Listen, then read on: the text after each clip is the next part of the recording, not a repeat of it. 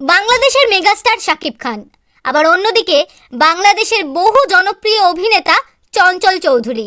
কিন্তু চঞ্চল চৌধুরী হঠাৎ ভয় পাচ্ছেন শাকিব খানকে, সে কথা তিনি নিজেই জানিয়েছেন। হঠাৎ করে কেন এমন মন্তব্য করে বসলেন চঞ্চল চৌধুরী? সম্প্রতি শাকিব খানের তুফান সিনেমার টিজার সামনে এসেছে। টিজার সামনে আসতেই তার সেকেন্ডের মধ্যে নেট দুনিয়ায় সাড়া ফেলে দিয়েছে। এখানে শাকিব খানের সাথে মিমি চক্রবর্তীও অভিনয় করছেন। টিজারে চঞ্চল চৌধুরীর দেখা মিললেও দেখা মেলেনি মিমি চক্রবর্তীর। অনেকেই আবার শাকিব খানের লুককে অ্যানিম্যাল ছবির রণবীর কাপুরের সাথে তুলনা করেছেন। তবে এই টিজারের এক দৃশ্যেই চঞ্চল চৌধুরীকে তুফানের উদ্দেশ্যে বলতে শোনা গেছে, খুব ভয় পাইছি রে।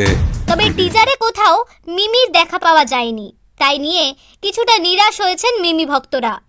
এই ছবি বাংলাদেশ এবং ভারত দু জায়গাতেই মুক্তি পাবে বলে শোনা যাচ্ছে।